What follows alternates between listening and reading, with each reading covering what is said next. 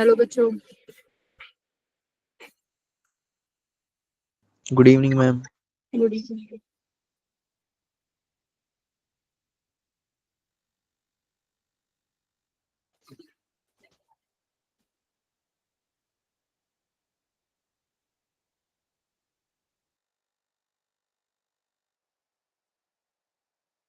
आज हम लोग रिवीजन करेंगे, ठीक है। टेस्ट का जो है उसके फुल सिलेबस का जो भी रिवीजन हो पाएगा, जहाँ से इम्पोर्टेंट टॉपिक्स हैं तो वो सारा वो रिवाइज करेंगे, ठीक है। एक सेकंड ग्रुप पे मैसेज कर दूँ और बच्चों को भी।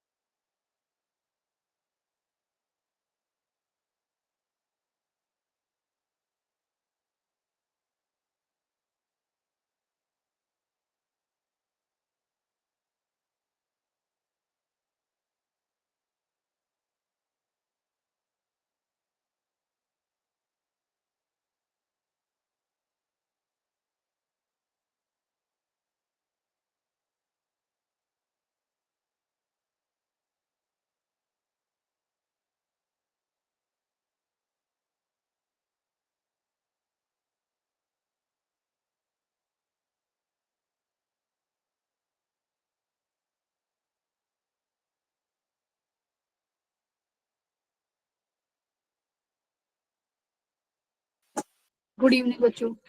ठीक है, तो मैं क्या कह रही थी कि आज हम लोग फुल सिलेबस रिवीजन करेंगे। एक बार मैं ग्रुप पे यही मैसेज कर रही थी और बच्चे ज्वाइन कर लेंगे।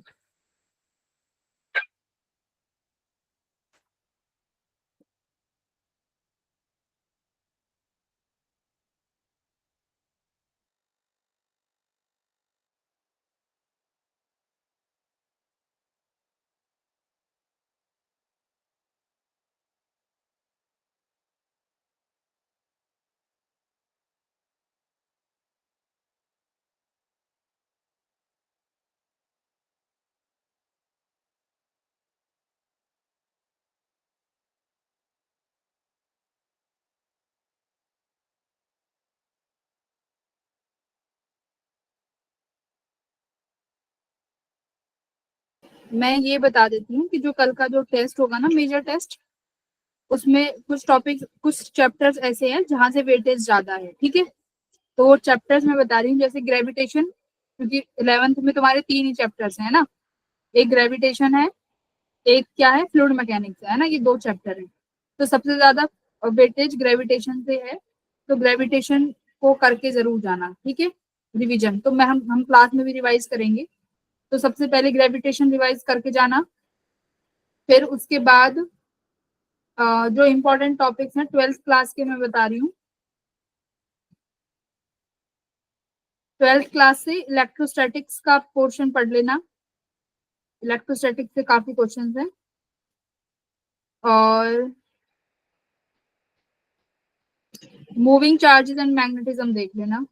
और ज्योमेट्रिकल ऑप्टिक्स, 3 चैप्टर करके जाना। 3-4 चैप्टर ये रिवाइज कर लेना, बाकी अभी हम लोग क्लास में भी रिवाइज करेंगे, ठीक है। चलो,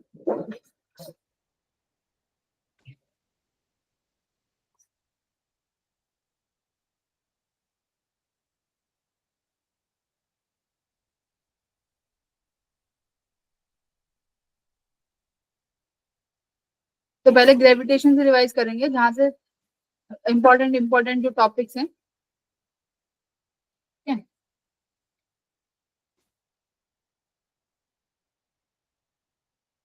ये ग्राफ है, ठीक है। किसका ग्राफ है? ये इलेक्ट्रिक फील्ड का, ठीक है। सॉरी, ग्रेविटेशन होगा यहाँ तो अभी। ग्रेविटेशनल फील्ड, ग्रेविटेशनल पढ़ेंगे। ग्रेविटेशन में ग्रेविटेशनल फील्ड है।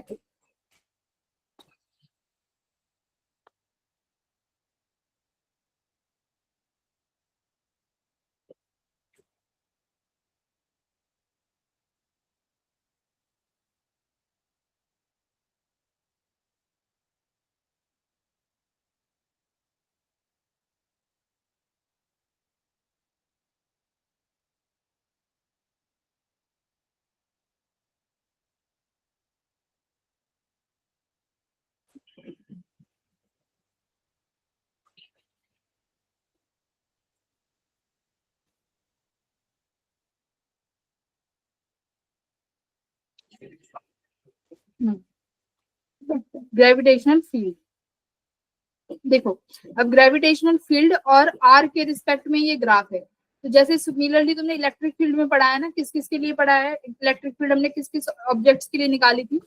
एक तो सर्कुलर रिंग के लिए निकाली थी, है ना, कि अगर कोई भी सर्कुलर रिंग है तो उसके लिए हमारे पास इलेक्ट्रिक फील्ड क्या होगी। तो इलेक्ट्रिक फील्ड कहाँ निकालते थे, किसी पॉइंट पी पे, या जो बाहर हो सकता है, या सरफेस पे, या इनसाइड, है ना। फिर किसके लिए निकालते थे बच्चों, स्फेयर के लिए, बोलो। स्फेयर में भी कौन कौन से होते थे हमारे पास इलेक्ट्रिक फील्ड के लिए, एक होता था होलोस्फेयर। होलोस्फेयर मान लो ये आपके पास होलोस्फेयर है, इस पे हम इलेक्ट्रिक फील्ड निकालते थे तीन जगह, एक तो किसी पॉइंट की बाहर पे, दूसरा उसके सरफेस पे, तीसरा जो पॉइंट है वो इनसाइड होगा। तो होलो सरफेस के लिए इलेक्ट्रिक फील्ड बाहर कितनी होती थी बताओ। Ma'am GM/r²। इलेक्ट्रिक फील्ड पूछ रही हूँ अभी तो। KQ/r²,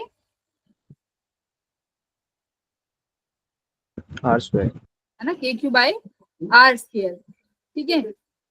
अब KQ/r², ये तो पोटेंशियल हो गया, ठीक है।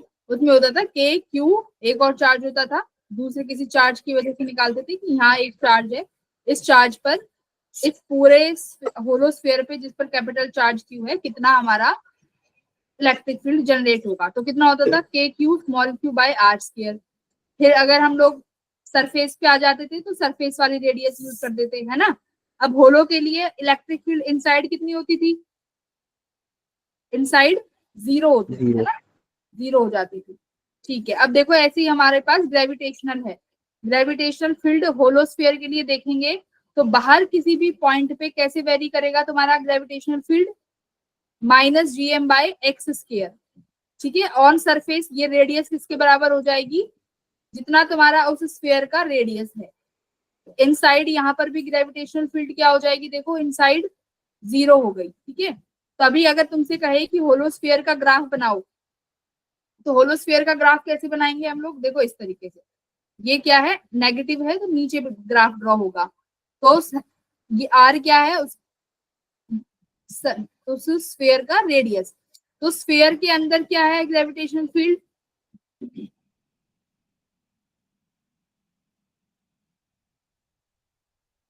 Zero, zero, as no mass is enclosed, है ना। तो यहाँ पर हमारे पास कोई फील्ड नहीं है, फिर कहां पर जाके मैक्सिमम होगी हमारे पास, आर पे जाके, ठीक है। तो आर पे हमारे पास फील्ड है, अदरवाइज हमारे पास ये फील्ड कितनी है, हमारे पास यहाँ तक जीरो फील्ड है। उसके बाद हमारे पास फील्ड हो गई -gm/r², कहां पर, आर पॉइंट पे, ठीक है। तो जैसे ही आप बढ़ाते जाओगे डिस्टेंस, उसके बाद 1/x² से बढ़ती चली जाएगी, ठीक है। तो ये इस तरीके का ग्राफ आएगा। अब बात करते हैं सॉलिड स्फीयर। सॉलिड स्फीयर क्या होगा, बाहर तो सेम रहेगी भाई, ठीक है, अपॉन x², जैसे इलेक्ट्रिक फील्ड होती थी। सरफेस पे भी R² हो जाएगी, बट इनसाइड यहाँ पर जीरो नहीं होगी। इलेक्ट्रिक फील्ड याद करो, इनसाइड जीरो नहीं होती ना, किसके वेरी करती है, x के डिस्टेंस पे वेरी करती है। वो कितना आता था, KQ/x/r³, ये आता था, है ना। तो ऐसे ये कितना आएगा, देखो -gm/x/r³, यानी डायरेक्टली प्रोपोर्शनल है x के इलेक्ट्रिक फील्ड इनर पॉइंट्स के लिए। तो ग्राफ देखो डायरेक्टली प्रोपोर्शनल आया, कहां तक, रेडियस तक, फिर उसके बाद 1/r³ से डिक्रीज हो गया, ठीक है। तो ये ग्राफ किसके लिए है, सॉलिड स्फीयर के लिए। तो ये चीज ये ध्यान रखना कैसा ग्राफ आएगा, ठीक है। अब ये ग्राफ है पोटेंशियल का,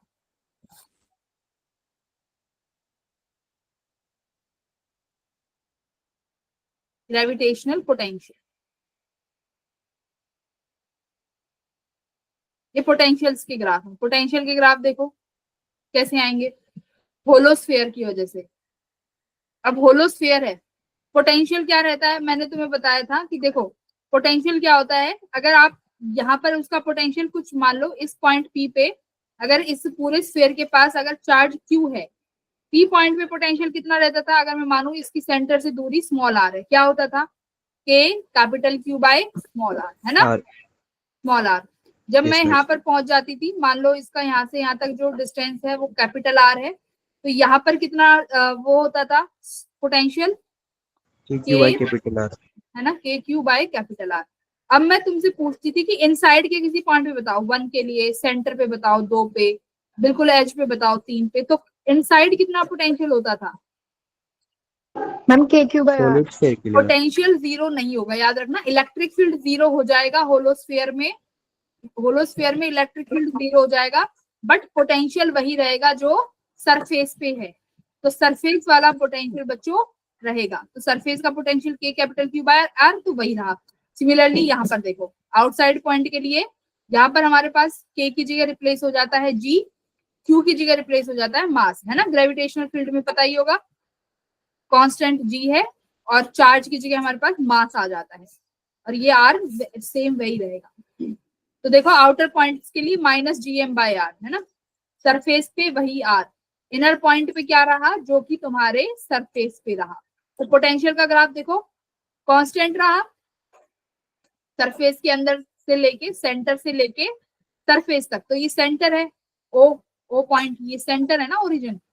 सेंटर से जैसे बाहर बढ़े आर तक, तो आर तक क्या रहा, सेम रहा, तो ये कांस्टेंट ग्राफ आया, ठीक है।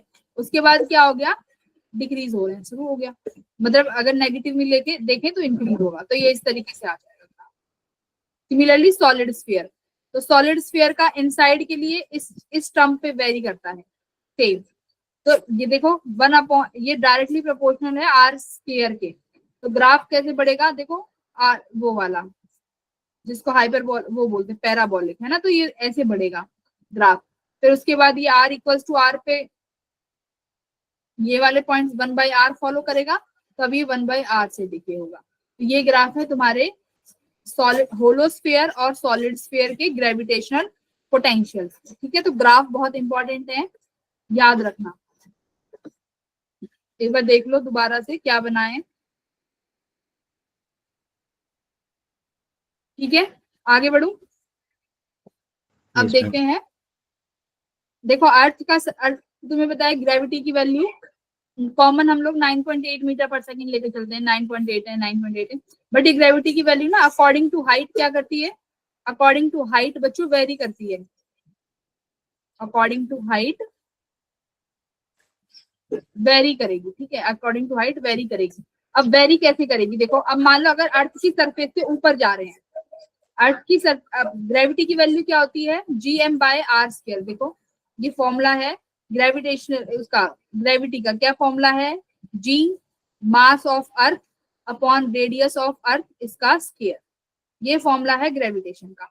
अब जब आर चेंज करेंगे तो देखो जो ये जी की वैल्यू है ये चेंज हो जाएगी। जैसे आर की वैल्यू अगर आर प्लस एच करेंगे, ठीक है, तो जी की वैल्यू कितनी हो जाएगी, देखो इसमें आर स्क्वायर कॉमन ले लिया, ये करा, यहाँ से जी की वैल्यू ये निकल गई। यानी अगर किसी भी ऑब्जेक्ट, अगर आपको दूर सरफेस पे जाना है, सरफेस से दूर हाइट पे जाओगे, तो ग्रेविटेशन की वैल्यू क्या हो जाएगी, ग्रेविटेशन किसी हाइट पे क्या हो जाएगी, सरफेस के 1 minus 2h bye are times, ठीक है। तो इतनी हो जाएगी, ध्यान रखना, सरफेस पे इतनी हो जाएगी। अब देखो दूसरा क्या है, अब मान लो हम सरफेस से अंदर जा रहे हैं, मतलब सेंटर की तरफ, ये अर्थ का सरफेस है, अब हम अर्थ की सरफेस से अंदर जाएंगे, ठीक है। अब अर्थ की सरफेस से अंदर जाना है, तो अब क्या होगा, देखो ये आर की वैल्यू अब आर माइनस एच हो जाएगी। पर अंदर एक बात ध्यान रखना, अंदर जो है ग्रेविटेशन किसकी वजह, फील्ड किस पे वेरी करता है, G M x upon R e की पावर क्यू, यही तो देखा था अभी, G M x R e की पावर क्यू। तो इससे वेरी करेगा। एक्स की वैल्यू क्या रख दोगे, आर माइनस एच, जो कि यहाँ पे रख दी है, ठीक है। रेडियस ऑफ अर्थ तो वही रहने वाली है सेम। तो यहाँ पर क्या फॉर्मूला आएगा, G S 1 minus H upon R ई, ठीक है। हाँ, ये क्या है, अब हम इनसाइड जा रहे हैं, तो ये आएगा इनसाइड के लिए, ये फॉर्मूला है, हाइट पे यहाँ पे मल्टीप्लाई बाय 2 कर देना। तो सेंटर पे ग्रेविटी कितनी हो जाती है, मैक्सिमम। अरे सेंटर पे, मैम सेंटर पे तो 0 हो जाएगी। हाँ सेंटर पे ग्रेविटी क्या हो जाएगी, 0, क्यों, एच किसके बराबर हो जाएगा, मैम रेडियस पे। हाँ तो ये 1 माइनस 1, तो ग्रेविटी कितनी हो जाती है हमारे सेंटर पे, 0 हो जाती है। The value of G start decreasing. तो देख लो डिक्रीज होनी शुरू हो गई अगर आप अंदर जाओगे अर्थ के, ठीक है। तो अब इसके ना इसका एक क्वेश्चन करो, इसका इससे रिलेटेड एक सवाल है वो करो। आज तुम्हारे लिए दो दो पीपीटी बनानी पड़ेगी। ये नहीं,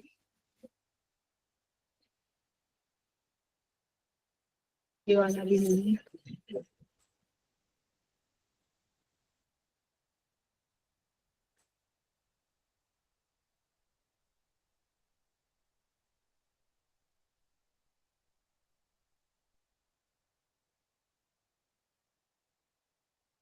चलो ये वाला करो।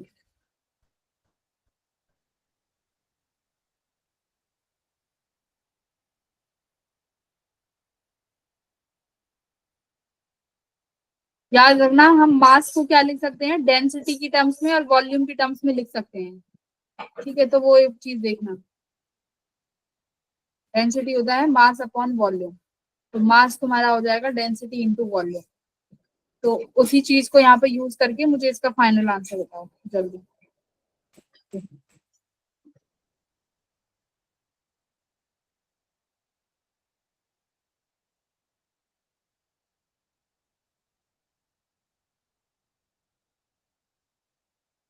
बहुत कुछ करवाना है अभी, करो करो।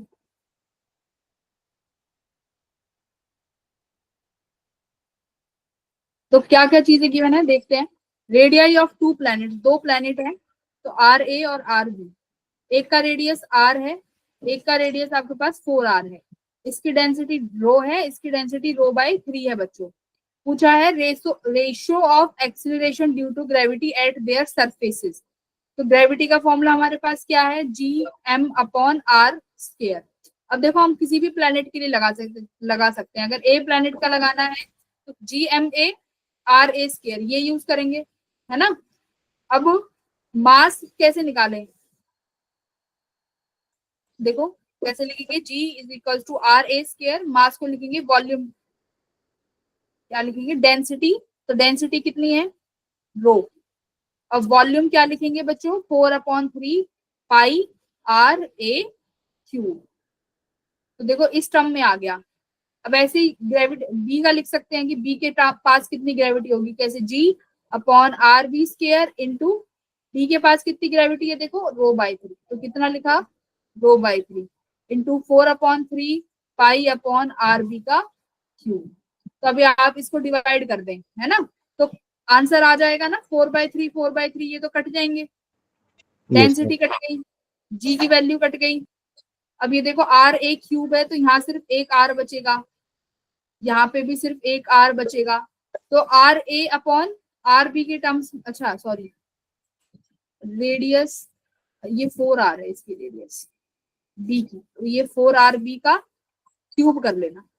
तो आई थिंक आंसर आ जाएगा, है ना, किसी ना किसी वे में। 3/4। ओके, तो इस तरीके से तुम्हें करना है, मास को चेंज करना आना चाहिए, ठीक है।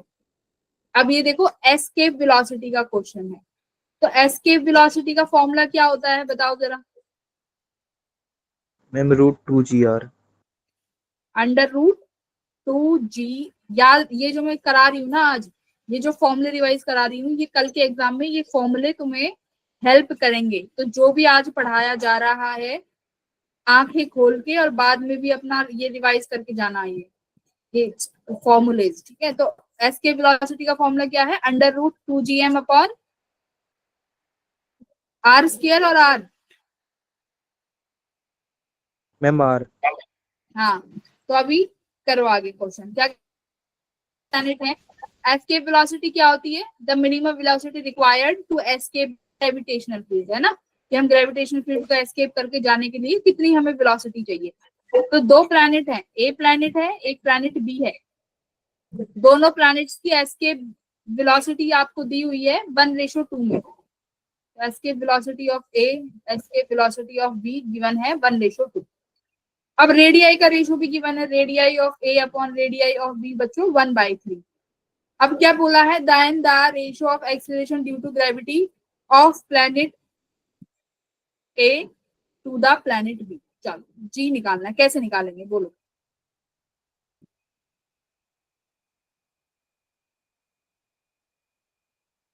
देखो ये बी एस्केप इसके बराबर है, ग्रेविटेशनल की वैल्यू किसके बराबर होती है, G M e upon R e square.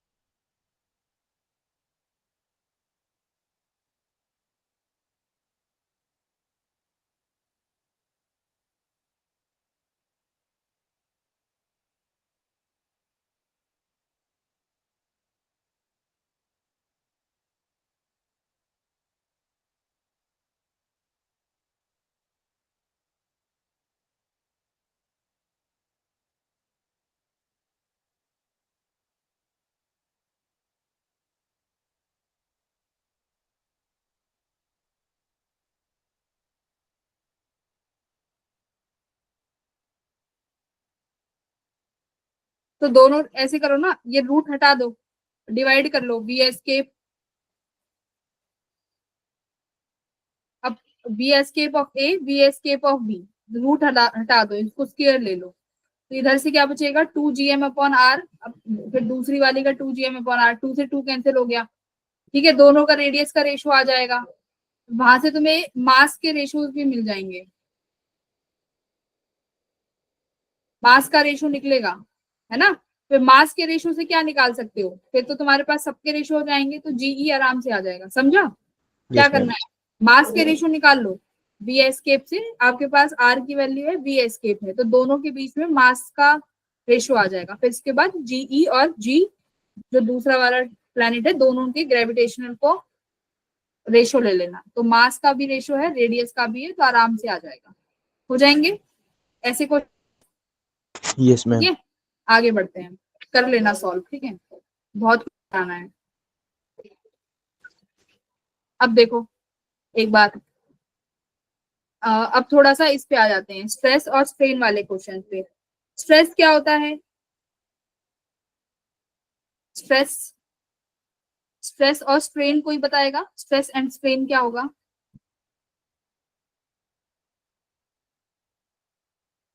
Stress और स्ट्रेन क्या होता है।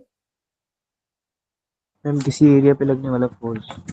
हाँ, स्ट्रेस क्या होता है, अगर किसी भी फोर्स को हम नॉर्मली लगा रहे हैं, तो मतलब कोई भी फोर्स है, पर यूनिट एरिया के हिसाब से अगर लगाएंगे तो हम उसको बोलेंगे कि स्ट्रेस है। अब स्ट्रेस हमारा टेंजेंशियली भी हो सकता है ना, नॉर्मली भी हो सकता है, लॉन्गिट्यूडनली भी हो सकता है, बहुत तरीके का होता है, बट नॉर्मल स्ट्रेस होता है फोर्स पर यूनिट एरिया, है ना, ये हमारे स्ट्रेस की वैल्यू है। अब स्ट्रेन क्या होता है बच्चों, ma'am change in length bye original length. हाँ, अगर लॉन्गिट्यूडनल स्ट्रेन की बात करें, देखो स्ट्रेन होता है किसी भी बॉडी में स्ट्रेस के, स्ट्रेस लगाया है ना, किसी भी बॉडी पे आपने स्ट्रेस लगाया, तो आपकी उस बॉडी में क्या चेंज आया, अगर लेंथ में चेंज आ गया तो बोलते हैं लॉन्गिट्यूडनल स्ट्रेन, है ना, कि लेंथ बढ़ गई या घट गई, तो वो हो गया लॉन्गिट्यूडनल स्ट्रेन। एक होता है वॉल्यूमेट्रिक, मतलब वॉल्यूम में कितना चेंज आ गया, तो इसी तरीके से तुम्हारा स्ट्रेन होता है। तो स्ट्रेन का क्या होता है, चेंज, अगर मैं लॉन्गिट्यूड की बात करूं तो चेंज इन लेंथ अपॉन तुम्हारी जो इनिशियल लेंथ, ठीक है, तो ये हमारा चेंज आ जाता है लेंथ। अब स्ट्रेन की यूनिट क्या हुई, देखो दोनों लेंथ में है, यूनिट लेस तो होगा। Strain is a unit less quantity, ठीक है, स्ट्रेन जो है यूनिट लेस क्वांटिटी है। ओके, अब आता है एक मॉड्यूलस ऑफ, मॉड्यूलस आते हैं हमारे, है ना, मॉड्यूलस ऑफ रिजिडिटी, तो वो क्या फॉर्मूला होता है उसका, ma'am stress stress by upon, strain. Stress upon strain, ये होता है हमारा मॉड्यूलस ऑफ रिजिडिटी, ठीक है, जैसे यंग मॉड्यूलस भी होता है एक हमारा, ठीक है, उसमें हम लेंथ के लिए निकालते हैं, फिर एक बल्क होता है जिसमें वॉल्यूम के लिए निकालते हैं, तो इस तरीके से हमारे तीन मॉड्यूलस ऑफ रिजिडिटी होते हैं। ओके, अब एक होता है, अब हमारा, अब बात करते हैं मटेरियल्स की, है ना, मटेरियल्स, तो मटेरियल्स तुमने पढ़े होंगे इस यही इसी वाले चैप्टर में। एक इलास्टिक, देखो जो भी पढ़ा रही हूँ ना ऐसे ही मत सोचना, हर चीज जो अगर नहीं आ रही है तो खुद से रिवाइज कर लेना। एक होते हैं इलास्टिक और एक होता है प्लास्टिक। क्या फर्क है दोनों इलास्टिक प्लास्टिक में? एक होता है इलास्टिक, एक होता है प्लास्टिक। इसका क्या मतलब है इलास्टिक प्लास्टिक? इलास्टिक का मतलब है कि अगर किसी चीज को हम स्ट्रेच करेंगे वापस अपनी बॉडी अपनी शेप को रीगेन कर सकता है ना? अगर रीगेन कर सकता है तो इलास्टिक है। अगर वो परफेक्टली इलास्टिक का मतलब क्या है कि कंप्लीटली अपनी ओरिजिनल शेप को रीगेन कर सकता है, तो वो होता है परफेक्टली इलास्टिक। अब प्लास्टिक का क्या मतलब है कि अगर आप उस पर कोई भी फोर्स लगाएंगे, स्ट्रेच करेंगे, तो वो वापस अपनी शेप में नहीं आ सकता, वो हो जाएगा प्लास्टिक। ठीक है, तो ये तीन हो गए। अब देखो प्लास्टिक तो बिल्कुल ही अलग कैटेगरी में चला गया, मतलब वो तो वापस आने का ही नहीं है अगर आप स्ट्रेस लगाओगे तो प्लास्टिक तो हटा दो। अब हम पढ़ते हैं इलास्टिक। अब देखो इलास्टिक में भी बच्चों एक हुक्स लॉ आपने पढ़ा होगा कि इलास्टिक में एक लिमिट होती है हमारी हुक्स लॉ की। हुक्स लॉ क्या कहता है? बताओ हुक्स लॉ क्या कहेगा? मैम जब स्ट्रेस और स्ट्रेन डायरेक्टली प्रोपोर्शनल होते हैं। है ना? Very good. स्ट्रेस और स्ट्रेन डायरेक्टली प्रोपोर्शनल है कि मतलब जब तक तुम्हारी ये लिमिट है कि आप स्ट्रेस लगा रहे हो, ठीक है, स्ट्रेन बढ़ रहा है, स्ट्रेस लगा रहे हो, ये डायरेक्टली प्रोपोर्शनल है जब तक तुम्हारा जो ऑब्जेक्ट है वो हुक्स लॉ को फॉलो कर रहा है ना? अब मान लो जैसे कि कोई भी जैसे ये वाला तुमने ग्राफ देखा होगा, ये वाला ग्राफ है ना, दिस ग्राफ। इस ग्राफ में क्या होता है, देखो अगर मैं इस ग्राफ की बात करूं तो यहाँ पर आपके पास स्ट्रेस है और यहाँ पर आपके पास स्ट्रेन है। तो देखो जैसे जैसे मैं किसी ऑब्जेक्ट पे स्ट्रेस बढ़ा रही हूँ, स्ट्रेस बढ़ाया, वो ए पॉइंट पर पहुंचा, ठीक है, ए पॉइंट पे पहुंच रहा है, तो वो अपना कंप्लीटली वापस रीगेन कर ले रहा है अपने शेप को, ठीक है। तो ये वाला रीजन कैसा हो गया? इलास्टिक रीजन है, कंप्लीटली प्रोपोर्शनल लिमिट है। देखो ए पॉइंट तक कंप्लीट प्रोपोर्शनल लिमिट है कि आप जितना उसको स्ट्रेच करेंगे वापस अपनी ओरिजिनल शेप में आ रहा है, ओ पे वापस आ गया। अब मान लो आपने ए से फिर थोड़ा सा और स्ट्रेस बढ़ाया तो आप बी पर पहुंचे। बी पे क्या हुआ? देखो बी पे शेप को रीगेन तो किया पर ओरिजिनल नहीं कर पाया, ओ पे नहीं जा पाया, बट फिर भी कोशिश करी रीगेन करने की। तो ये वाला जो रीजन है इसको हम लोग क्या बोलेंगे? Elastic region. क्या बोलेंगे? Elastic region. But B point तक क्या हो रहा है, ध्यान दो, बी पॉइंट तक इलास्टिक लिमिट आ गई है कि शेप रीगेन कर रहा है बट पूरी नहीं कर पा रहा है। तो प्रोपोर्शनल लिमिट जब तक हुक्स लॉ को फॉलो कर रहा था वो ए तक ही कर रहा है फॉलो, ठीक है, हुक्स लॉ को बस यहाँ तक फॉलो कर रहा है, ए तक। उसके बाद इलास्टिक रीजन है। इलास्टिक क्या कहता है? अपनी बॉडी को, अपनी शेप को रीगेन करेगा।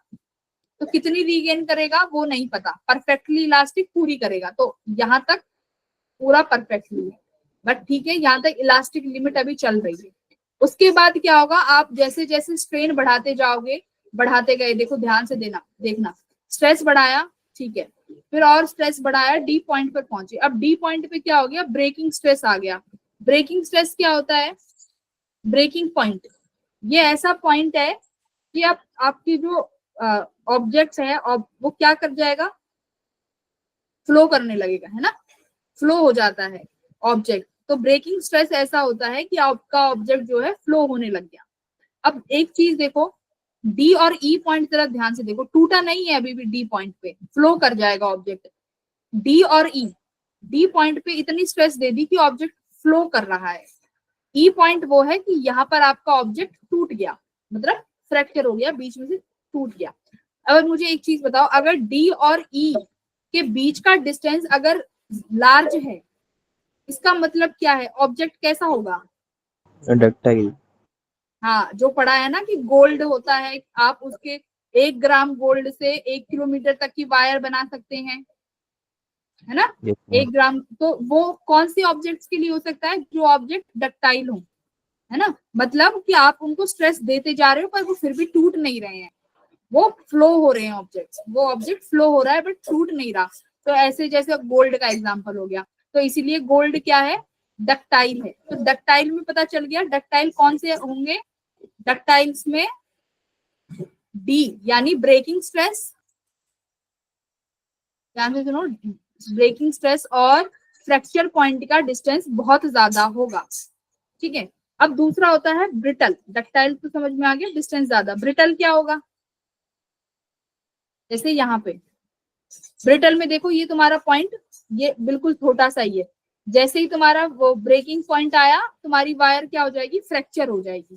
तो ऐसे मटेरियल्स को क्या बोलेंगे बच्चों, ब्रिटल बोलेंगे, क्योंकि इनका ब्रेकिंग पॉइंट क्या है, very close to the elastic limit. ठीक है, ये ब्रिटल हो गए। डक्टाइल का देखो ये फ्रैक्चर पॉइंट और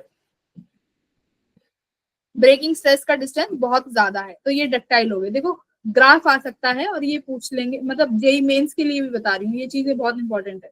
पूछ लेंगे कि इनमें से कौन सा ग्राफ कौन से ऑब्जेक्ट का है, तो ये पता होना चाहिए। अब इलास्टिक तो पूछेगा नहीं, अब वो इसके डिटेल में जाएगा, डक्टाइल में क्या होगा, ब्रिटल में क्या होगा, तो ये बताओ। तीसरा होता है बच्चों इलास्टोमर। तीसरे कैसे ऑब्जेक्ट होते हैं, इलास्टोमर्स। ये कैसे होते हैं, देखो materials which can be stretched to cause large strains, मतलब कि आप वेरी लार्ज इलास्टिक रीजन, बहुत ज्यादा इलास्टिक रीजन होगा, जैसे यहाँ पे ये इलास्टिक रीजन यहीं तक था, ठीक है, बट इलास्टोमर्स में ये इलास्टिक रीजन बहुत लार्ज होगा, बट उसको फॉलो नहीं करेंगे हुक्स लॉ पे, तो ये होते हैं तुम्हारे इलास्टोमर्स। तो इसका ग्राफ देखो कैसा है, ऐसा ऐसे बढ़ रहा है, ये ग्राफ है, अगर बोले तो पैराबोलिकली है। ठीक है, ये ग्राफ है इसका पैराबोलिकली। तो इलास्टोमर्स का ग्राफ ये होगा स्ट्रेस और स्ट्रेन के बीच में, बट ये हुक्स लॉ को फॉलो नहीं करेगा। इतना तीनों का समझ में आ गया, डक्टाइल, ब्रिटल, इलास्टोमर्स। ग्राफ देख लो ढंग से। ठीक है, ठीक है, आप ग्राफ देख लिया। अब थोड़ी सी फ्लूइड्स की बात कर लेते हैं। फ्लूइड्स में क्या पढ़ा है अभी तक तुम लोगों ने,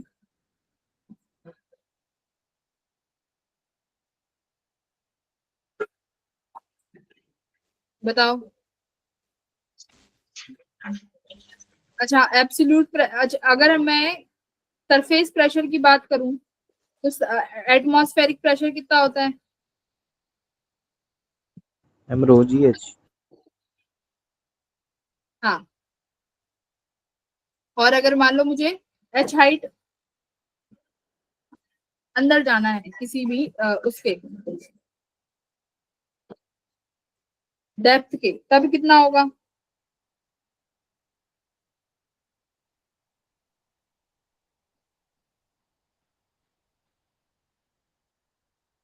देखो मान लो तुम्हारे पास ये कंटेनर है, थोड़ा सा इसकी बात कर लेते हैं। ये हमारे पास ये कंटेनर है, ठीक है, इस कंटेनर की हाइट कितनी है, एच हाइट है।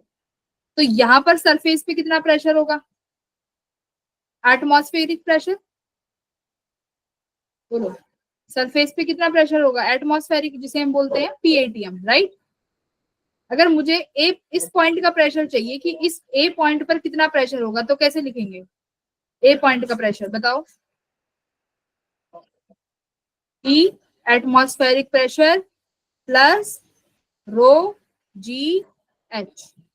ठीक है, तो एटमॉस्फेरिक प्रेशर में किसको ऐड कर देंगे, एच हाइट पे। तो एच हाइट पे प्रेशर कितना बढ़ जाता है बच्चों, किस हिसाब से बढ़ेगा, जितने डेप्थ में आप जाते जाओगे तो अकॉर्डिंग टू योर हाइट आपका प्रेशर क्या होता जाएगा, बढ़ता चला जाएगा।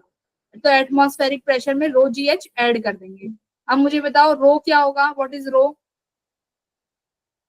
मैम रो क्या होगा, डेंसिटी किस चीज की, लिक्विड वाटर की, की। हाँ, जो भी लिक्विड है उसकी डेंसिटी होगी रो, एच हाइट होगी, जी और ग्रेविटी का वैल्यू। अब ये हो गया पीएटीएम प्लस रो जी एच। इस प्रेशर को बच्चों क्या बोलेंगे, जो ये प्रेशर एट ए आपने निकाला है, पीएटीएम प्लस रो जी एच, इस प्रेशर को क्या बोलेंगे, पी ए वाले गॉज को प्रेशर। बोलेंगे एब्सोल्यूट प्रेशर। क्या बोलेंगे, एब्सोल्यूट प्रेशर। ये एब्सोल्यूट प्रेशर है, equals to P atmospheric pressure plus, अब जो ये प्रेशर इंक्रीज हुआ है, जो प्रेशर इंक्रीज होता है एटमॉस्फेरिक प्रेशर से या एटमॉस्फेरिक प्रेशर से डिक्रीज होगा, उस प्रेशर को क्या नाम दिया जाता है, वेज प्रेशर। क्या बोलते हैं, क्या बोलेंगे, वेज प्रेशर। ठीक है, जैसे मान लो अब तुम ऊपर ज्यादा हाइट पे जाते जाते तो प्रेशर क्या होने लगता है, कम होता है ना, ऊपर यस जाते मैम। जाते हो तो अगर मैं यही चीज तुमसे पूछती कि अब अर्थ की हम एच हाइट ऊपर जा रहे हैं, तो यहाँ पर तुम क्या लिखती, माइनस रो जी एच, है ना। तो एटमॉस्फेरिक प्रेशर में रो जी एच का प्रेशर कम हो गया, माइनस रो जी एच। ये तो अभी डेप्थ में गए हैं पानी के, तो पानी के अंदर तो प्रेशर ज्यादा होगा, बट ऊपर जाओगे तो प्रेशर कम होता चला जाएगा। तब क्या लिखते, P ATM minus rho G H. तो ये वेज प्रेशर, क्या बोलते हैं इसको, क्या बोलेंगे, वेज प्रेशर, ठीक है। और इन सबका जो टोटल निकल के आएगा किसी भी पॉइंट पे जो प्रेशर निकाला है, इसे बोलेंगे एब्सोल्यूट प्रेशर। कि करेक्शन करने के बाद जो प्रेशर आ गया वो एब्सोल्यूट, ठीक है। तो अगर हाइट एच ऊपर जाओगे तो ये कितना हो जाएगा, पी एटीएम माइनस रो जी, अगर ऊपर जाएंगे तो। इतना क्लियर है, ठीक है। Yes ma'am.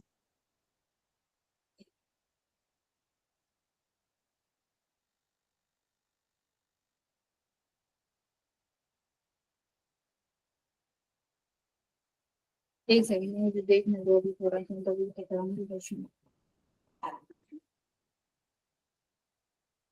ठीक है।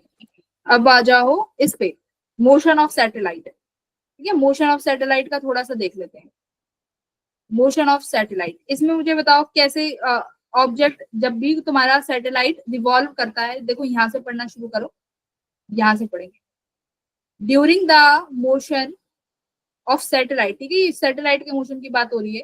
The total mechanical energy of satellite और रिमेन कंजर्व।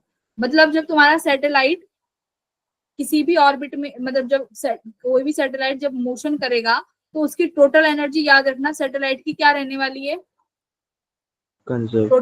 कंजर्व रहेगी, ठीक है। तो एनर्जी कैसे लिखेंगे, काइनेटिक प्लस पोटेंशियल। तो काइनेटिक एनर्जी तो वेलोसिटी की वजह से आएगी, क्योंकि भी सैटेलाइट घूम रहा है तो हैव सम वेलोसिटी। तो क्या लिखेंगे, हाफ एम वी स्क्वायर, ठीक है। दूसरी क्या है, potential energy. Potential energy negative है, क्यों, why the potential energy negative,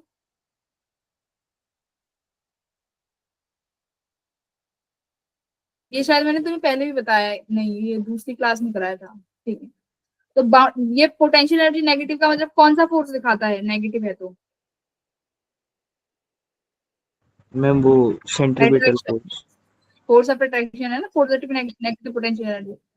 तो अब देखो मास ऑफ अर्थ, ई क्या है, mass of earth, small M क्या है, मास ऑफ सैटेलाइट, ठीक है। इन दोनों के बीच में ग्रेविटेशनल पोटेंशियल एनर्जी होती है कितनी, G M M upon R. जैसे इलेक्ट्रोस्टैटिक पोटेंशियल होता था के क्यू बाई आर, अगर इसमें मल्टीप्लाई क्यू कर दूं तो ये मेरी gravitational potential, sorry electrostatic potential energy होगी। तो ऐसे ही G M by R potential होगा, पोटेंशियल में मास से मल्टीप्लाई कर देंगे तो ये क्या हो जाएगा, ग्रेविटेशनल पोटेंशियल एनर्जी। तो क्या फॉर्मूला है, G M M upon are.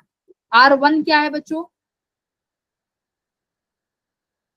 का मैं वो डायग्राम नहीं लगा के लाई क्या है, shit यार इसका डायग्राम नहीं लगा।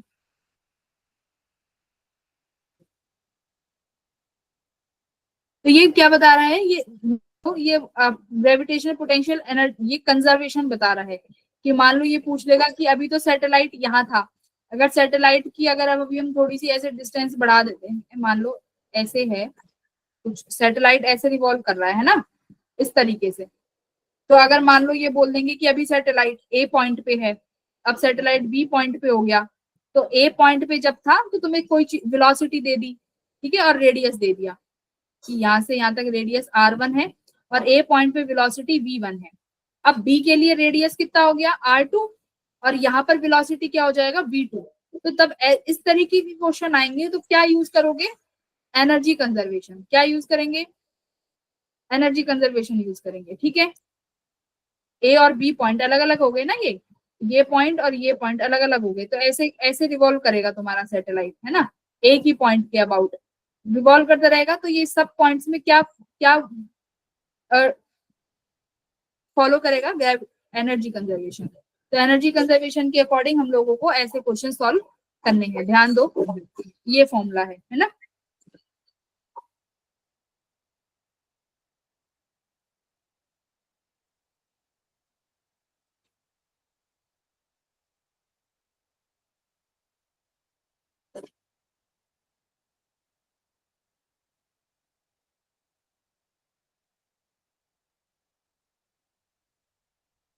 फॉर्मूला देख लिया, नेगेटिव का साइन है, Yes, पॉजिटिव ma'am. मत लगा देना पोटेंशियल और काइनेटिक में। This is the negative energy, gravitation potential energy negative यहाँ पे।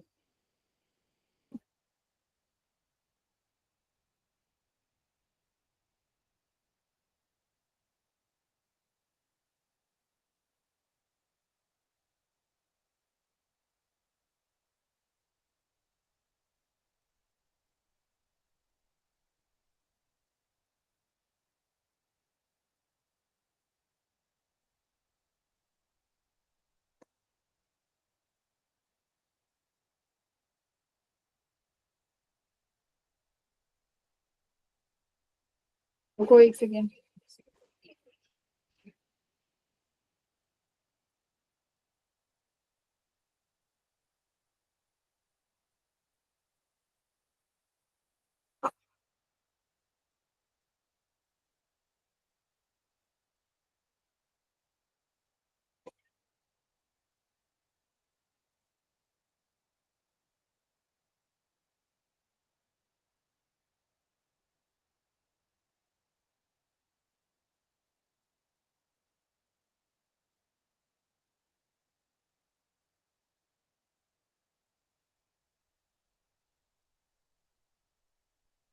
अच्छा एक बात बताओ, अगर किसी पॉइंट पे इलेक्ट्रिक फ्लक्स, किसी चीज पर इलेक्ट्रिक फ्लक्स मान लेते हैं बाहर एयर में, किसी पॉइंट पर इलेक्ट्रिक फ्लक्स फाई है, ठीक है। अब मैं उस एयर को अभी चेंज कर देती हूँ किसी सब्सटेंस से, मान लेते हैं किसी लिक्विड से सब कर दिया, तो क्या अभी मुझे बताओ क्या फ्लक्स पे चेंज आएगा? Does flux change? Yes, ma'am. क्यों? मैम वो परमिटिविटी की वजह से हाँ, वैक्यूम। फ्लक्स आखिर होती क्या है? इलेक्ट्रिक फील्ड इनटू एरिया, है ना। और इलेक्ट्रिक फील्ड हमारी किस पे डिपेंड करती है? के पे, है ना। और के हमारा किस पे Yes, ma'am. डिपेंडेंट है बच्चों? एप्सिलॉन नॉट पे। तो दैट मीन्स अगर आप फ्लक्स के लिए एरिया चेंज कर, वो मीडियम चेंज कर रहे हैं, दैट मीन्स फ्लक्स भी विल चेंज, राइट। फ्लक्स हमारी चेंज हो जाएगी, ओके।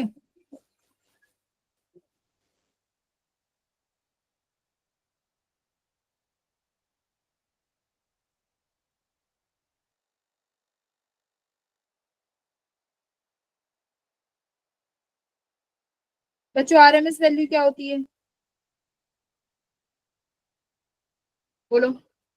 अगर मैं बोलूं रूट, मुझे IRMS निकालना है, रूट मीन स्क्वायर वैल्यू, इसका मतलब क्या होता है? रूट मीन स्क्वायर का किसी भी वैल्यू का, मान लो मैं बोलती हूँ आई की वैल्यू जो गिवन है वो गिवन है आई नॉट, इक्वेशन गिवन है साइन ओमेगा टी, है ना। अब IRMS अगर मुझे निकालना है, मान लो ओमेगा भी कुछ गिवन होगा, तो IRMS कैसे निकालते हैं इसका? I0/√2 से। हम्म, हाँ वो तो ठीक है, बट I0/√2 हो जाएगा पूरी कंप्लीट साइकिल के लिए। बट किसी भी चीज का निकालना हो तो क्या करेंगे? पहले इसका स्केयर करेंगे, फिर मीन और फिर रूट।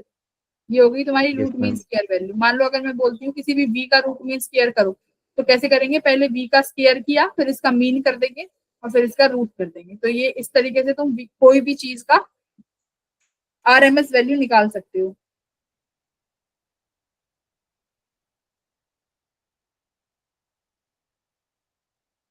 ओके, अब मुझे जरा वो बताओ, लेंस लॉ क्या कहता है? लेंस लॉ बताओ, मैम रिवीजन वो कर रहे अपोज करता है फोर्स। हैं। एक ही बच्चा पढ़ रहा है, बाकी के बच्चे कहाँ गए? वो सुन रहे हो? लेंस लॉ बताओ। देखो अब ऐसी रिवीजन होंगी, अब ये तो नहीं है मैं बिल्कुल बेसिक से लेके बैठूंगी, है ना। बेसिक से लेके बैठने के लिए सिलेबस कंप्लीट हो जाएगा, उसके बाद फिर हम लोग एक एक चैप्टर को इन डेप्थ में स्टडी करेंगे। 11th के भी इंपॉर्टेंट टॉपिक्स उठाएंगे जो तुमने बिल्कुल नहीं पढ़े हैं, तो उन चैप्टर्स को 1-2 दिन देंगे, फिर उनके क्वेश्चंस करेंगे। तो अब ऐसे चैप्टर्स उठाएंगे जिनका वेटेज ज्यादा है। 12th के तो वो चल ही रहे हैं आफ्टर सिलेबस कंप्लीशन, जो कि 15-20 नवंबर तक हो जाएगा। 1.5 महीने 11th का पढ़ेंगे बढ़िया से। तो अच्छी, जो बच्चे सीरियस हैं उनके लिए तो बढ़िया है क्योंकि रिवीजन हो जाएगी। अब जो नहीं पढ़ रहे हैं वो फिर बैठे रह जाओ, उनका कुछ नहीं हो सकता। मत पढ़ो, अभी भी सीरियस मत हो, टाइम है, पीक टाइम, 2 महीने बाद मजे करोगे, पर तुम्हें नहीं करने ना, ठीक है। तो लेंस लॉ क्या कहता है बताओ। मैम ईएमएफ अगर इंक्रीज होगा तो उसको इंक्रीज नहीं होने देना, और डिक्रीज होगा तो डिक्रीज नहीं होने देना। हाँ, ये कहता है इंड्यूस्ड ईएमएफ है ना equals to minus d phi by d t. ये फॉर्मूला होता है ईएमएफ का, minus d yes phi ma'am. By d t. Phi क्या होता है, फ्लक्स, फाई होता है फ्लक्स। तो फाई को क्या लिख सकते हैं, minus d by d t B dot A. अब इसका क्या मतलब है कि अगर मान लो कोई भी चीज बढ़ रही है, मान लो तुम्हारी फ्लक्स इंक्रीज हुई किसी भी तरीके से, अगर फ्लक्स बढ़ेगी तो इंड्यूस्ड ईएमएफ जो होगी वो इस तरीके से प्रोड्यूस होगी कि फ्लक्स को क्या करना चाहेगी, कम, डिक्रीज। है ना। मतलब अगर डायरेक्शंस आएंगी कि फ्लक्स बढ़ रहा है, तो मुझे बताओ करंट की डायरेक्शंस क्या होंगी।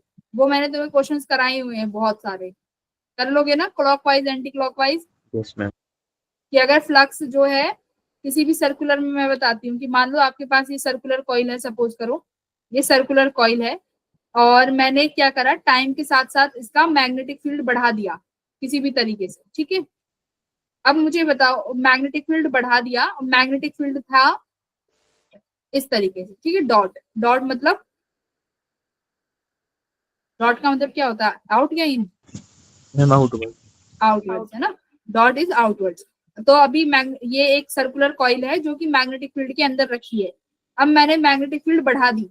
अब मैं तुमसे पूछ रही हूँ कि अब मुझे बताओ कि इस कॉइल में डायरेक्शन क्या होगी, ईएमएफ जो इंड्यूस हुई है या करंट जो इंड्यूस हुआ है, सॉरी, करंट इंड्यूस की डायरेक्शन क्या होगी, ईएमएफ की थोड़ी बताओगे, करंट की बताओगे, करंट कहाँ आएगा बताओ जल्दी।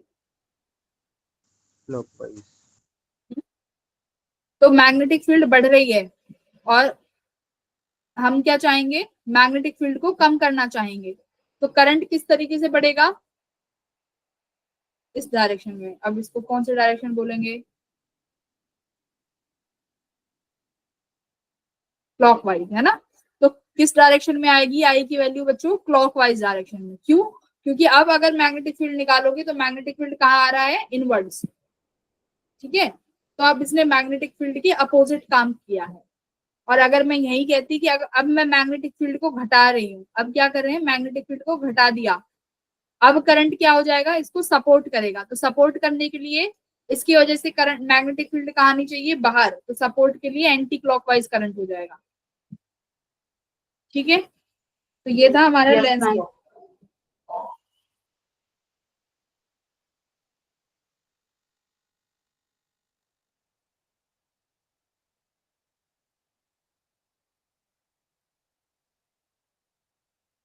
अच्छा, कैपलर्स का थर्ड लॉ कोई बताएगा, कैपलर्स का थर्ड, कैपलर्स थर्ड लॉ। हम्म, वो एरिया वाला है जो, कि अगर मान लो कोई भी प्लैनेट किसके पास है, सन के पास में है, तो कैसे हो जाता है, और अगर सन के दूर में है तो एरिया क्या हो जाता है, एक D A by d T बराबर रहता है ना, area swept in equal time interval, equal area will be swept in equal time interval, यही तो कहता है वो। यस तो वो मैम। कैसे हो पाता है, कैसे, कि अगर पास आ जाएगा कोई भी प्लैनेट तो वो क्या करेगा, स्पीड पे क्या फर्क पड़ेगा।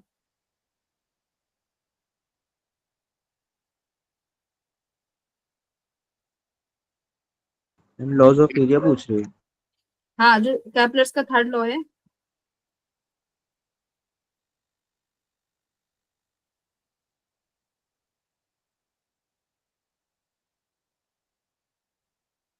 थर्ड लॉ ऑफ कैपलर्स बताऊं।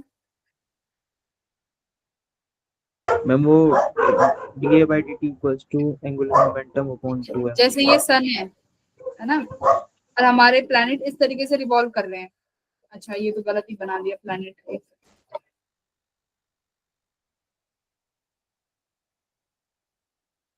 एक पॉइंट क्लोज होता है ना, ठीक है, इस तरीके से है। तो अब मान लो एक पोजीशन प्लैनेट की ये है, ए पोजीशन, ठीक है, एक पोजीशन प्लैनेट की बी है। तो ये तो देखो डिस्टेंस पास में है ना प्लैनेट का, और बीच वाला जो है ये डिस्टेंस बहुत दूर है, बट फिर भी क्या कहता है कि equal area will be travelled in equal interval of time. तो ये कैसे पॉसिबल है, हाउ इज इट पॉसिबल?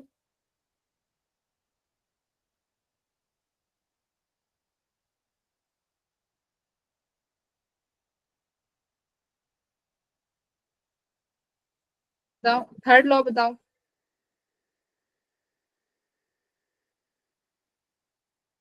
क्या करेगा?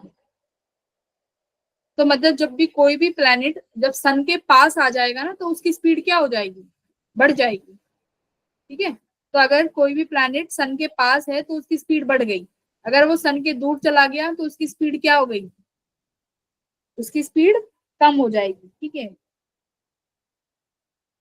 तो क्या हो जाएगा, D A by d T होता है ना, देखो डी एरिया जो है ये कांस्टेंट रहता है, D A by d t ये हमारा कांस्टेंट रहता है ना, यही तो कहते हैं। क्यों? अब मान लो कोई भी प्लेनेट अगर दूर है तो उसकी वेलोस मान लो अगर कोई प्लेनेट नियर आ गया, नियर यानी वेलोसिटी क्या हो गई, इंक्रीज हो गई। वेलोसिटी इंक्रीज हो गई तो टाइम अब क्या हो जाएगा, टाइम लेस। डिक्रीज। अगर फार है तो अभी क्या हो गया, वेलोसिटी कम हो जाएगी, तो टाइम क्या हो जाएगा इसका, मोर। तो अब इन दोनों का जो ये है ना D A by d t, ये क्या रहने वाला है, ये कांस्टेंट रहता है। तो ये याद रखना, इस तरीके से क्या करेगा, ये इक्वल टाइम में इक्वल इंटरवल में इक्वल एरिया कवर करता है।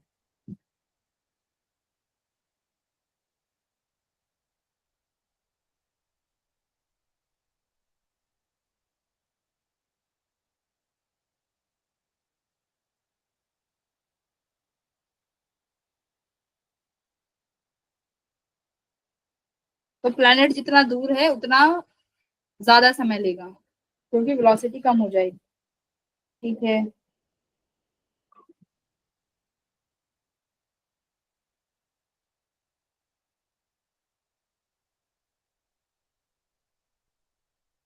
अच्छा, energy parallel plate capacitor energy, inductor कितनी एनर्जी स्टोर करता है, एनर्जी स्टोर इन इंडक्टर बताओ,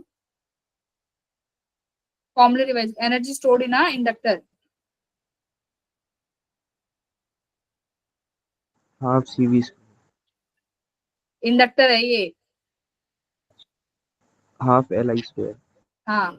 इंडक्टर करता है बच्चों half L I square, L is the inductor, I is the current. और कैपेसिटर कितनी एनर्जी स्टोर कर लेता है,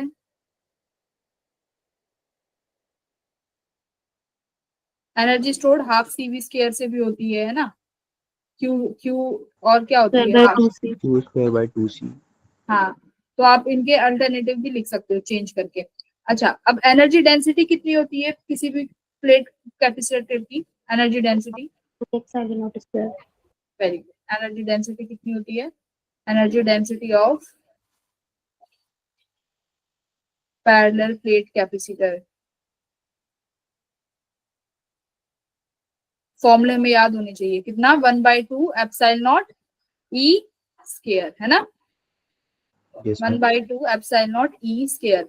अच्छा, अब इलेक्ट्रिक फील्ड में और मैग्नेटिक फील्ड में एक रिलेशन होता है ना, जिसको हम लोग सी से कनेक्ट करते हैं, इन तीनों को, सी स्पीड ऑफ लाइट होती है, ईएम वेव्स में पढ़ा है। तो क्या क्या रिलेशन होता है, कौन किसके बराबर होता है,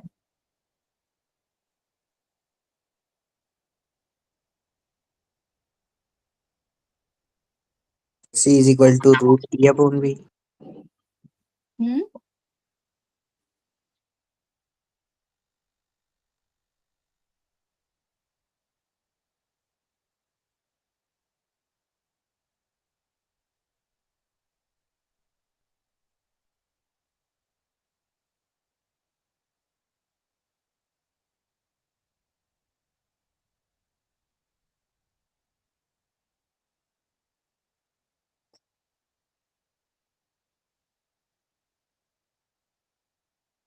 फोर्स से करते हैं, इलेक्ट्रिक फील्ड का फोर्स कितना होता है, F equals to q E होता है ना, मैग्नेटिक फोर्स कितना होता है, क्यू वी बी, है ना, ये हो गया हमारा क्यू वी बी। अगर कोई चार्ज सी से घूम रहा है तो कैसे निकालेंगे फोर्स? क्यू को बराबर चार्ज से लगा देते हैं, q equals to F u force.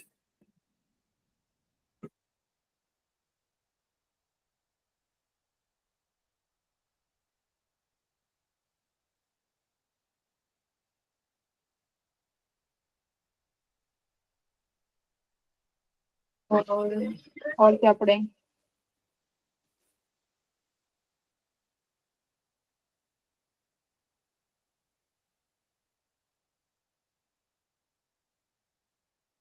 ठीक है, और एक क्वेश्चन और है, एक सेकेंड।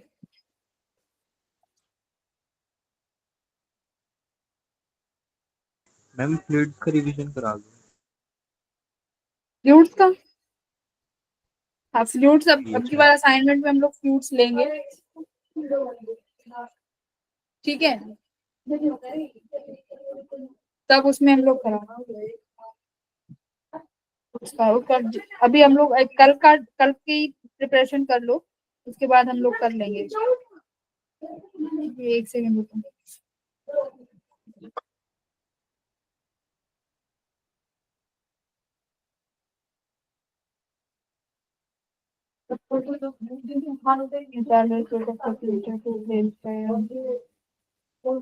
ठीक है, एक सेकंड ये वाला क्वेश्चन करना।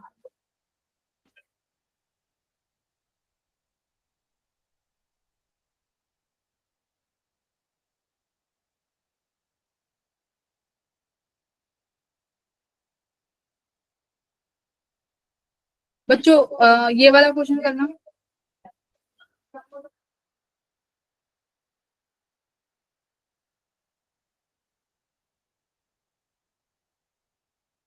क्वेश्चन नंबर ये वाला क्वेश्चन करना। इसमें क्या है, देखो दो मिरर्स हैं, उनके बीच में 50 डिग्री का डिस्टेंस है। अब जो ऑब्जेक्ट है वो इन दोनों के बराबर एंगुलर डिस्टेंस पे है, दोनों के बराबर एंगुलर डिस्टेंस पे है, यानी M1 से भी 25 डिग्री है और M2 से भी 25 डिग्री है। तो अभी आपको बताना है कि टोटल नंबर ऑफ इमेजेस ये कितने बनाएंगे। मैंने एक फॉर्मूला लिखवाया था शायद, M1 M2, इनका डिस्टेंस, फिर ये एक क्रिस क्रॉस वाला फॉर्मूला कराया था ना। Yes, ma'am. हाँ, तो मुझे वो क्रिस क्रॉस फॉर्मूला लगा के find the number of images बताओ कितनी बनाएंगे। बच्चों अगर नहीं आता है तो ऐसे क्वेश्चंस को कैसे करते हैं, जब भी याद रखना, अगर ओ अलग अलग डिस्टेंस पे है तब भी ये फॉर्मूला कर सकते हैं, बट क्या होना चाहिए, दोनों ऑब्जेक्ट मिरर्स के आपको ये पता होना चाहिए कि दोनों मिरर्स कितनी दूरी पे रखे होंगे। तो देखो M1 और M2, तो ये हमारा ऑब्जेक्ट है। अब देखो M1 और M2 के बीच में कितना डिस्टेंस है, 25 डिग्री. 25 डिग्री, ठीक है, 50 डिग्री। Yes, ma'am. एक सेकंड।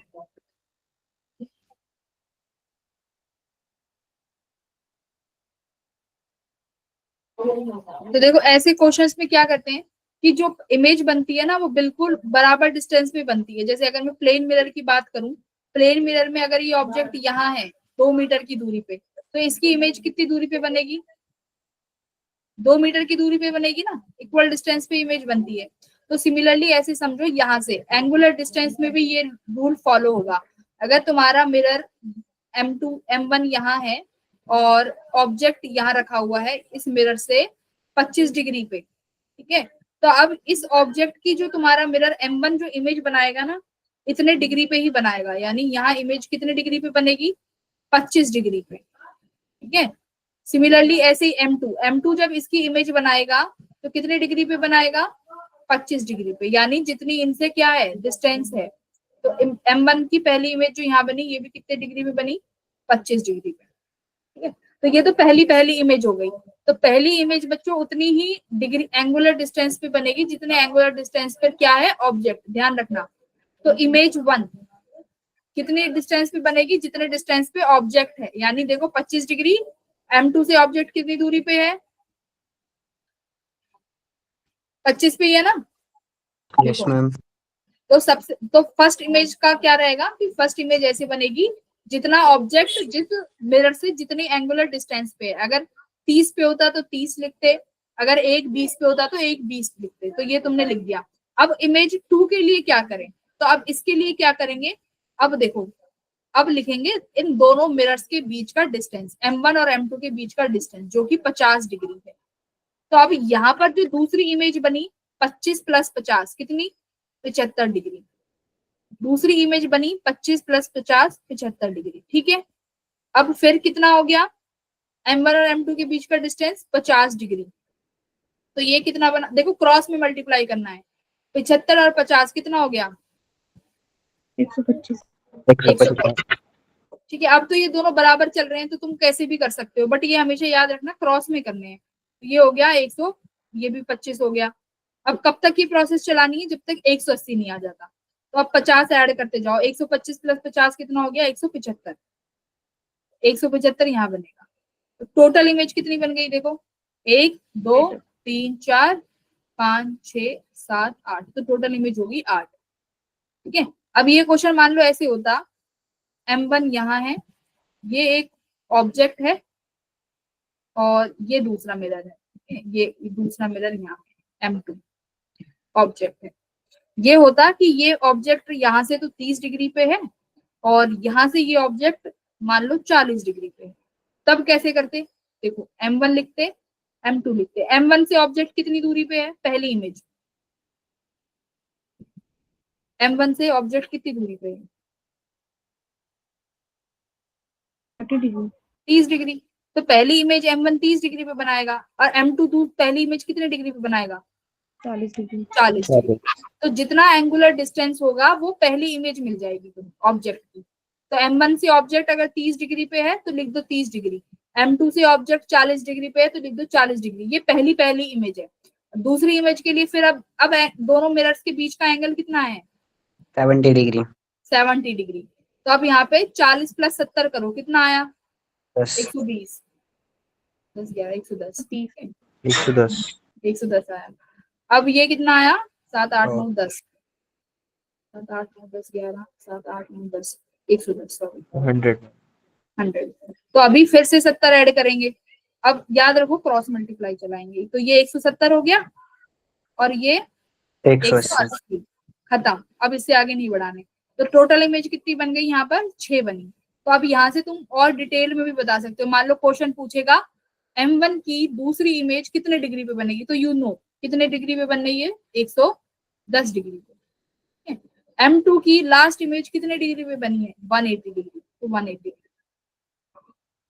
तो इस तरीके से हम लोग ऐसे क्वेश्चंस को सॉल्व कर लेंगे। अब देखो ऐसा वाला, ये वाला क्वेश्चन भी इजीली सॉल्व कर लोगे। प्लेन मिरर का है, एक इमेज को बनाते जाओ, वो दूसरे के लिए ऑब्जेक्ट बनती जाएगी और ऐसे ऐसे तुम 3 इमेज निकाल लोगे ना आराम से, यस मैम। है ना। तो ये वाला भी एक बार ट्राई कर लेना। मैग्नेटिक पोल वाला क्वेश्चन कर सकते हो। मैग्नेटिक मूवमेंट क्या होता है, मैग्नेटिक मूवमेंट, बस मैग्नेटिक मूवमेंट डिस्कस करते हैं, उसके बाद तो तुमने जो पढ़ा है उसके अकॉर्डिंग तुम लोग, मुझे पता है, कर लोगे टेस्ट, ठीक है। चलो, what is magnetic movement,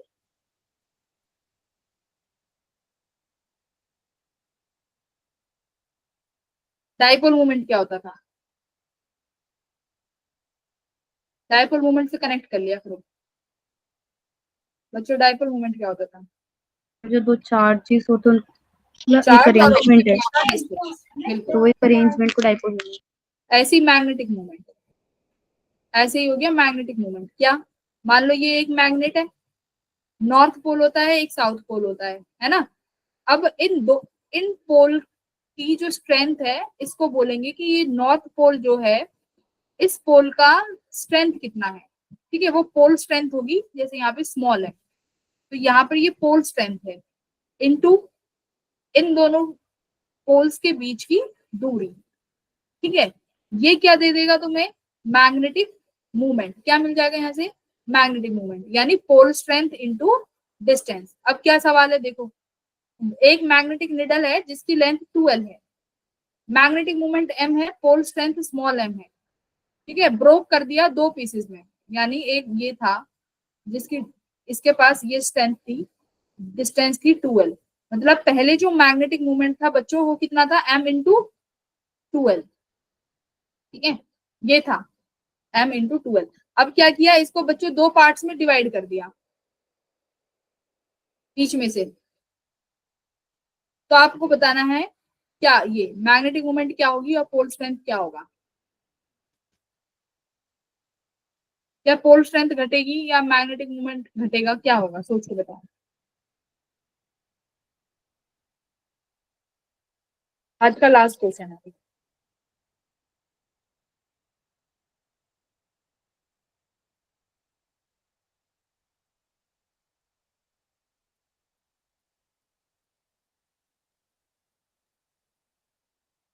magnetic moment घट जाएगा।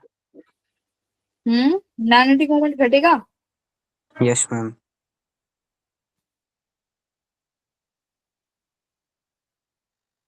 मैग्नेट अब पोल स्ट्रेंथ वही रहेगी। Yes ma'am. हाँ, पोल स्ट्रेंथ चेंज नहीं होगी, very good, pole strength change नहीं होगी, वेरी गुड, बढ़िया, एकदम सही।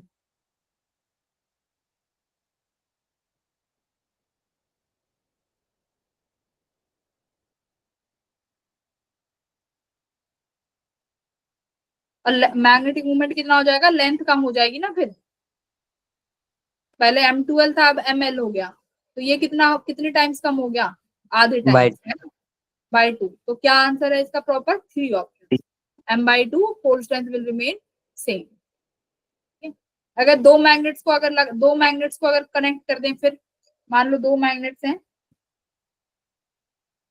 मैं दो मैग्नेट्स लेती हूँ, ये एक मैग्नेट है और एक मैग्नेट हम लोग यहाँ ले लेते हैं, है ना, ये दो मैग्नेट्स हैं। ऐसे ही इनके बीच का जो अभी क्या लिया है, इसका magnetic movement m, sorry pole strength m, इसकी पोल स्ट्रेंथ m, इसकी भी पोल स्ट्रेंथ m, इसकी भी पोल स्ट्रेंथ m, इसकी लेंथ भी l है, इसकी लेंथ भी l है, ठीक है। अब क्या होगा मैग्नेटिक मूवमेंट, बताना जरा, क्या मैग्नेटिक मूवमेंट बनाओगे। Ma'am m into 4l। क्यों, m into 4l, m into √2l।